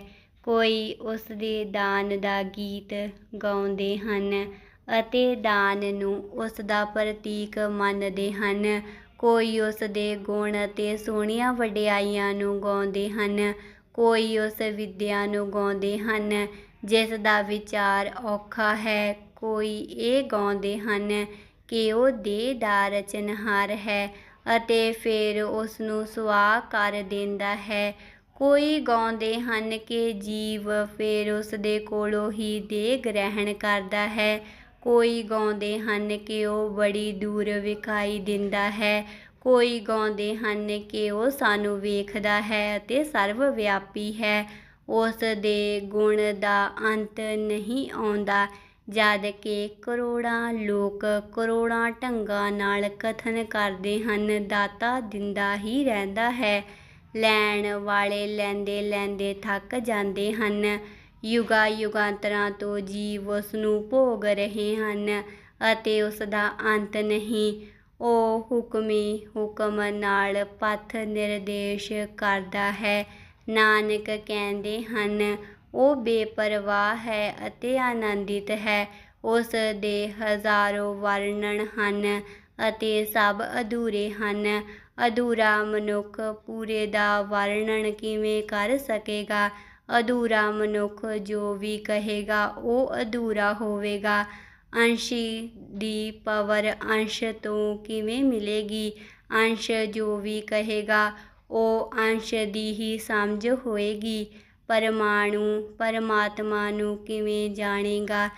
ਜਾਣੇਗਾ ਵੀ ਤਾਂ ਪਰਮਾਣੂ ਦੀ ਹੀ ਬੁੱਧੀ ਹੋਏਗੀ। ਜੋ ਗੀਤ ਗਾ ਸਕਦੇ ਹਨ ਉਹ ਉਸ ਦੇ ਗੁਣਾਂ ਦਾ ਗੀਤ ਗਾਉਂਦੇ ਹਨ, ਲੇਕਿਨ ਫਿਰ ਵੀ ਉਹ ਜੋ ਅਗਿਆਤ ਨਾ ਦਿਸਣ ਵਾਲਾ ਹੈ, ਅਗਿਆਤ ਹੀ ਰਹਿ ਜਾਂਦਾ ਹੈ। ਉਪਨਿਸ਼ਦ ਥੱਕ ਗਏ, ਗੀਤਾ ਥੱਕ ਗਈ, ਕੁਰਾਨ ਥੱਕ ਗਿਆ, ਬਾਈਬਲ ਥੱਕ ਗਈ। ਉਹ ਅਨਿਰਵਚਨੀय ਵਚਨਾਂ ਵਿੱਚ ਨਾ ਕਿਹਾ ਜਾਣ ਵਾਲਾ ਅਨਿਰਵਚਨੀय ਹੀ ਬਣਿਆ ਹੈ। ਹੁਣ ਤੱਕ ਅਸੀਂ ਉਸ ਦਾ ਪੂਰਾ ਗੁਣਗਾਨ ਨਹੀਂ ਕਰ ਸਕੇ। ਸਾਰੇ ਸ਼ਾਸਤਰ ਅਧੂਰੇ ਹਨ, ਹੋਣਗੇ ਹੀ, ਜ਼ਰੂਰ ਹੀ ਹੋਣਗੇ, ਕਿਉਂਕਿ ਸਾਰੇ ਸ਼ਾਸਤਰ ਮਨੁੱਖਾਂ ਦੀਆਂ ਕੋਸ਼ਿਸ਼ਾਂ ਹਨ ਉਸ ਅਨੰਤ ਨੂੰ ਪ੍ਰਗਟ ਕਰਨ ਦੀਆਂ। ਸੂਰਜ ਨਿਕਲਿਆ ਹੈ, ਚਿੱਤਰਕਾਰ ਉਸ ਦਾ ਚਿੱਤਰ ਬਣਾਉਂਦਾ ਹੈ। ਕਿੰਨਾ ਹੀ ਠੀਕ ਬਣਾਏ ਤਾਂ ਵੀ ਉਸ ਚਿੱਤਰ ਤੋਂ ਰੌਸ਼ਨੀ ਤਾਂ ਨਹੀਂ ਮਿਲੇਗੀ। ਜੇਕਰ ਹਨੇਰੇ ਵਿੱਚ ਰੱਖ ਕੇ ਤੁਸੀਂ ਬੈਠ ਜਾਓ ਤਾਂ ਇਸ ਆਸ ਵਿੱਚ ਨਾ ਰਹਿਣਾ ਕਿ ਘਰ ਰੌਸ਼ਨੀ ਨਾਲ ਭਰ ਜਾਏਗਾ। ਕੋਈ ਕਵੀ ਉਸ ਸਵੇਰੇ ਤੋਂ ਨਿਕਲਦੇ ਸੂਰਜ ਦਾ ਮਧੁਰ ਤੋਂ ਮਧੁਰ ਗੀਤ ਗਾਵੇ, ਉਸ ਦੇ ਗੀਤ ਵਿੱਚ ਬਹੁਤ ਡੂੰਘਾਈ ਹੋਵੇ, ਉਸ ਦਾ ਗੀਤ ਹਿਰਦੇ ਨੂੰ ਛੋਹੇ। ਤੁਸੀਂ ਉਸ ਗੀਤ ਨੂੰ ਗਾਉਂਦੇ ਰਹਿਣਾ। ਹਨੇਰੇ ਵਿੱਚ ਬੈਠ ਕੇ ਤਾਂ ਵੀ ਰੌਸ਼ਨੀ ਨਹੀਂ ਮਿਲੇਗੀ। ਪਰਮਾਤਮਾ ਦੇ ਸੰਬੰਧ ਵਿੱਚ ਗਾਏ ਗਏ ਗੀਤ, ਰਚੇ ਗਏ ਚਿੱਤਰ ਬਸ ਇਵੇਂ ਹੀ ਹਨ। ਸਾਰੇ ਚਿੱਤਰ ਅਧੂਰੇ ਹਨ, ਸਾਰੇ ਗੀਤ ਅਧੂਰੇ ਹਨ। ਕੋਈ ਗੀਤ ਉਸ ਨੂੰ ਪੂਰਾ ਕਹਿ ਨਹੀਂ ਸਕੇਗਾ, ਕਿਉਂਕਿ ਕਿਸੇ ਵੀ ਗੀਤ ਵਿੱਚ ਅਸੀਂ ਉਸ ਦੀ ਜੀਵੰਤਤਾ ਨੂੰ ਉਤਾਰ ਨਹੀਂ ਸਕਦੇ। ਸ਼ਬਦ ਥੋਥੇ ਹਨ, ਥੋਥੇ ਹੀ ਰਹਿਣਗੇ। ਤੁਹਾਨੂੰ ਪਿਆਸ ਲੱਗੀ ਹੈ ਤਾਂ ਸ਼ਬਦ ਪਾਣੀ ਨਾਲ ਨਹੀਂ ਬੁਝੇਗੀ। ਤੁਹਾਨੂੰ ਭੁੱਖ ਲੱਗੀ ਹੈ ਤਾਂ ਸ਼ਬਦ ਅਗਨੀ ਨਾਲ ਰੋਟੀ ਨਹੀਂ ਪੱਕੇਗੀ। ਜੇਕਰ ਤੁਹਾਨੂੰ ਪਰਮਾਤਮਾ ਦੀ ਅਭਿਲਾਸ਼ਾ ਪਿਆਸ ਪੈਦਾ ਹੋ ਗਈ ਹੋਵੇ ਤਾਂ ਸ਼ਬਦ ਪਰਮਾਤਮਾ ਕਾਫੀ ਨਹੀਂ ਹੈ। ਕਾਫੀ ਉਹਨਾਂ ਨੂੰ ਹੀ ਹੈ ਜਿਨ੍ਹਾਂ ਨੂੰ ਪਿਆਸ ਨਹੀਂ ਹੈ। ਇਸ ਨੂੰ ਠੀਕ ਤਰ੍ਹਾਂ ਸਮਝ ਲਵੋ। ਜੇਕਰ ਤੁਹਾਨੂੰ ਪਿਆਸ ਨਹੀਂ ਲੱਗੀ ਤਾਂ ਸ਼ਬਦ ਪਾਣੀ ਵੀ ਕਾਫੀ ਹੈ, H2O ਕਾਫੀ ਹੈ। ਜੇਕਰ ਪਿਆਸ ਲੱਗੀ ਹੈ ਤਦ ਅੜਚਨ ਸ਼ੁਰੂ ਹੁੰਦੀ ਹੈ। ਤਦ ਨਾ ਤਾਂ H2O ਕੰਮ ਦੇਵੇਗਾ, ਨਾ ਪਾਣੀ ਕੰਮ ਦੇਵੇਗਾ, ਨਾ ਵਾਟਰ ਕੰਮ ਦੇਵੇਗਾ। ਤੁਸੀਂ ਦੁਨੀਆ ਭਰ ਦੇ ਸਾਰੇ ਸ਼ਬਦ ਇਕੱਠੇ ਕਰ ਲਵੋ। ਕੋਈ 3000 ਭਾਸ਼ਾਵਾਂ ਹਨ, 3000 ਸ਼ਬਦ ਹਨ ਪਾਣੀ ਦੇ ਲਈ। ਸਾਰੇ ਇਕੱਠੇ ਕਰ ਲਵੋ, ਉਹਨਾਂ ਨੂੰ ਕੰਠ ਨਾਲ ਬੰਨ੍ਹ ਲਵੋ ਤਾਂ ਵੀ ਬੂੰਦ ਭਰ ਤ੍ਰੇ ਉਹਨਾਂ ਨਾਲ ਨਹੀਂ ਬੁਝੇਗੀ। ਜੇਕਰ ਪਿਆਸ ਨਾ ਲੱਗੀ ਹੋਵੇ ਤਾਂ ਸ਼ਬਦਾਂ ਨਾਲ ਤੁਸੀਂ ਖੇਲ ਸਕਦੇ ਹੋ। ਦਰਸ਼ਨ ਸ਼ਾਸਤਰ ਉਹਨਾਂ ਲੋਕਾਂ ਦਾ ਖੇਲ ਹੈ ਜਿਨ੍ਹਾਂ ਨੂੰ ਪਿਆਸ ਨਹੀਂ ਲੱਗੀ ਹੈ, ਅਤੇ ਧਰਮ ਉਹਨਾਂ ਦੀ ਯਾਤਰਾ ਹੈ ਜਿਨ੍ਹਾਂ ਨੂੰ ਤ੍ਰੇ ਲੱਗੀ ਹੈ। ਇਸ ਲਈ ਦਰਸ਼ਨ ਸ਼ਾਸਤਰ ਸ਼ਬਦਾਂ ਨਾਲ ਖੇਲਦਾ ਹੈ, ਧਰਮ ਸ਼ਬਦਾਂ ਨਾਲ ਨਹੀਂ ਖੇਲਦਾ। ਧਰਮ ਤਾਂ ਸ਼ਬਦਾਂ ਦਾ ਇਸ਼ਾਰਾ ਜਿਸ ਪਾਸੇ ਹੈ ਉਸ ਯਾਤਰਾ 'ਤੇ ਜਾਂਦਾ ਹੈ। ਸਰੋਵਰ ਸ਼ਬਦ ਕੀ ਕਰਾਂਗੇ? ਜੀਵਨ ਦੀ ਖੋਜ ਹੈ। ਜੀਵਨ ਸ਼ਬਦ ਨਾਲ ਕੀ ਹੋਏਗਾ? ਕੋਈ ਉਸ ਨੂੰ ਪੂਰਾ ਗਾ ਨਹੀਂ ਸਕਿਆ, ਕੋਈ ਉਸ ਨੂੰ ਪੂਰਾ ਦੱਸ ਨਹੀਂ ਸਕਿਆ। ਉਸ ਦੀਆਂ ਸਾਰੀਆਂ ਮੂਰਤੀਆਂ ਅਧੂਰੀਆਂ ਹਨ। ਕੋਈ ਉਸ ਨੂੰ ਪੂਰਾ ਬਣਾ ਨਹੀਂ ਸਕਿਆ। ਬਣਾਏਗਾ ਵੀ ਕਿਵੇਂ? ਥੋੜ੍ਹਾ ਇਸ ਨੂੰ ਸਮਝੋ। ਦਰਸ਼ਨ ਸ਼ਾਸਤਰੀਆਂ ਦੇ ਸਾਹਮਣੇ ਇੱਕ ਵੱਡਾ ਗਹਿਰਾ ਸਵਾਲ ਹੈ, ਅਤੇ ਉਹ ਸਵਾਲ ਹੈ ਕਿ ਇੱਕ ਯਾਤਰੀ ਹਿੰਦੁਸਤਾਨ ਆਉਂਦਾ ਹੈ ਤਦ ਹਿੰਦੁਸਤਾਨ ਦਾ ਨਕਸ਼ਾ ਉਸ ਨੂੰ ਦੇ ਦਿੰਦੇ ਹਨ। ਹਿੰਦੁਸਤਾਨ ਨੂੰ ਤਾਂ ਜੇਬ ਵਿੱਚ ਨਹੀਂ ਰੱਖ ਸਕੋਗੇ, ਉਹ ਨਕਸ਼ਾ ਜੇਬ ਵਿੱਚ ਰੱਖ ਲੈਂਦਾ ਹੈ। ਉਸ ਨਕਸ਼ੇ ਨਾਲ ਹਿੰਦੁਸਤਾਨ ਦਾ ਮੇਲ ਕੀ ਹੈ ਕਿ ਉਹ ਨਕਸ਼ਾ ਹਿੰਦੁਸਤਾਨ ਵਰਗਾ ਹੈ। ਜੇਕਰ ਹਿੰਦੁਸਤਾਨ ਵਰਗਾ ਹੈ ਤਾਂ ਹਿੰਦੁਸਤਾਨ ਵਰਗਾ ਹੀ ਵੱਡਾ ਹੋਵੇਗਾ, ਅਤੇ ਜੇਕਰ ਹਿੰਦੁਸਤਾਨ ਅਜਿਹਾ ਨਹੀਂ ਹੈ ਤਾਂ ਉਸ ਨੂੰ ਹਿੰਦੁਸਤਾਨ ਦਾ ਨਕਸ਼ਾ ਕਿਉਂ ਕਹਿੰਦੇ ਹੋ? ਨਕਸ਼ੇ ਦੀ ਵਰਤੋਂ ਕੀ ਹੈ? ਜੇਕਰ ਉਹ ਬਿਲਕੁਲ ਹਿੰਦੁਸਤਾਨ ਵਰਗਾ ਹੈ ਤਾਂ ਉਸ ਦੀ ਕੁਝ ਵਰਤੋਂ ਨਹੀਂ ਹੈ, ਕਿਉਂਕਿ ਉਸ ਨੂੰ ਜੇਬ ਵਿੱਚ ਨਾ ਲੈ ਜਾ ਸਕੋਗੇ। ਉਸ ਦੀ ਕਾਰ ਵਿੱਚ ਬੈਠ ਕੇ ਵਰਤੋਂ ਨਹੀਂ ਕਰ ਸਕੋਗੇ। ਉਹ ਦੂਜਾ ਹਿੰਦੁਸਤਾਨ ਹੋ ਜਾਏਗਾ। ਅਤੇ ਜੇਕਰ ਉਹ ਹਿੰਦੁਸਤਾਨ ਅਜਿਹਾ ਨਹੀਂ ਹੈ ਤਾਂ ਵੱਡੀ ਹੈਰਾਨੀ ਦੀ ਗੱਲ ਹੈ, ਉਹ ਕੰਮ ਕਿਵੇਂ ਆਉਂਦਾ ਹੈ? ਨਕਸ਼ਾ ਪ੍ਰਤੀਕ ਹੈ, ਉਹ ਠੀਕ ਹਿੰਦੁਸਤਾਨ ਵਰਗਾ ਨਹੀਂ ਹੈ, ਫਿਰ ਵੀ ਹਿੰਦੁਸਤਾਨ ਦੇ ਸੰਬੰਧ ਵਿੱਚ ਰੇਖਾਵਾਂ ਦੇ ਰਾਹੀਂ ਕੁਝ ਇਸ਼ਾਰੇ ਕਰਦਾ ਹੈ। ਤੁਸੀਂ ਪੂਰਾ ਹਿੰਦੁਸਤਾਨ ਘੁੰਮ ਕੇ ਵੀ ਹਿੰਦੁਸਤਾਨ ਦਾ ਨਕਸ਼ਾ ਕਿਤੇ ਨਹੀਂ ਵੇਖ ਸਕੋਗੇ। ਜਿੱਥੇ ਵੀ ਜਾਓਗੇ ਹਿੰਦੁਸਤਾਨ ਮਿਲੇਗਾ, ਨਕਸ਼ਾ ਨਹੀਂ। ਲੇਕਿਨ ਜੇਕਰ ਨਕਸ਼ਾ ਕੋਲ ਹੈ ਤਾਂ ਯਾਤਰਾ ਆਸਾਨ ਹੋ ਜਾਏਗੀ। ਲੇਕਿਨ ਨਕਸ਼ੇ ਨੂੰ ਮੰਨ ਕੇ ਚੱਲਣਾ ਪਵੇਗਾ। ਨਕਸ਼ੇ ਨੂੰ ਛਾਤੀ ਨਾਲ ਲਾ ਕੇ ਬੈਠਣ ਨਾਲ ਕੁਝ ਵੀ ਨਹੀਂ ਹੋਵੇਗਾ। ਦੁਨੀਆ ਭਰ ਦੇ ਧਾਰਮਿਕ ਲੋਕ ਨਕਸ਼ਿਆਂ ਨੂੰ ਛਾਤੀ ਨਾਲ ਲਾ ਕੇ ਬੈਠ ਗਏ ਹਨ। ਜਿਵੇਂ ਨਕਸ਼ਾ ਸਾਰਾ ਕੁਝ ਹੈ। ਧਰਮ ਸ਼ਾਸਤਰ ਨਕਸ਼ਾ ਹੈ, ਮੂਰਤੀਆਂ ਨਕਸ਼ੇ ਹਨ, ਮੰਦਰ ਨਕਸ਼ੇ ਹਨ, ਉਹਨਾਂ ਵਿੱਚ ਕੁਝ ਇਸ਼ਾਰੇ ਲੁਕੇ ਹਨ। ਜੇਕਰ ਇਸ਼ਾਰੇ ਚੁੱਕ ਜਾਣ ਤਾਂ ਨਕਸ਼ੇ ਭਾਰ ਹਨ। ਹਿੰਦੂ ਆਪਣੇ ਨਕਸ਼ੇ ਢੋ ਰਿਹਾ ਹੈ, ਮੁਸਲਮਾਨ ਆਪਣੇ ਨਕਸ਼ੇ ਢੋ ਰਿਹਾ ਹੈ। ਨਾ ਹਿੰਦੂ ਯਾਤਰਾ ਕਰ ਰਿਹਾ ਹੈ ਤੇ ਨਾ ਮੁਸਲਮਾਨ ਯਾਤਰਾ ਕਰ ਰਿਹਾ ਹੈ। ਨਕਸ਼ੇ ਇੰਨੇ ਹੋ ਗਏ ਹਨ ਕਿ ਯਾਤਰਾ ਹੋ ਹੀ ਨਹੀਂ ਸਕਦੀ। ਜਾਂ ਤਾਂ ਨਕਸ਼ਿਆਂ ਨੂੰ ਢੋਵੋ ਤਾਂ ਤੁਸੀਂ ਤੁਰ ਨਹੀਂ ਸਕਦੇ। ਨਕਸ਼ੇ ਸੰਖੇਪ ਹੋਣੇ ਚਾਹੀਦੇ ਹਨ, ਛੋਟੇ ਚਾਹੀਦੇ ਹਨ। ਹੋਰ ਨਕਸ਼ਿਆਂ ਦੀ ਪੂਜਾ ਕਰਨ ਦਾ ਕੋਈ ਅਰਥ ਨਹੀਂ ਹੈ। ਉਹਨਾਂ ਦਾ ਇਸਤੇਮਾਲ ਕਰਨਾ ਹੈ। ਧੰਨਵਾਦ। ਇਸ ਦਾ ਅਗਲਾ ਹਿੱਸਾ ਤੁਸੀਂ ਦੂਜੇ ਭਾਗ ਵਿੱਚ ਸੁਣੋਗੇ। ਉਮੀਦ ਹੈ ਕਿ ਤੁਹਾਨੂੰ ਇਹ ਆਡੀਓ ਕਿਤਾਬ ਜ਼ਰੂਰ ਪਸੰਦ ਆਈ ਹੋਵੇਗੀ। ਇਸ ਨੂੰ ਲਾਈਕ ਕਰਨਾ ਅਤੇ ਚੈਨਲ ਨੂੰ ਸਬਸਕ੍ਰਾਈਬ ਕਰਨਾ ਨਾ ਭੁੱਲਣਾ, ਤਾਂ ਜੋ ਤੁਹਾਨੂੰ ਹਰ ਆਉਣ ਵਾਲੀ ਵੀਡੀਓ ਦੀ ਨੋਟੀਫਿਕੇਸ਼ਨ ਮਿਲ ਸਕੇ।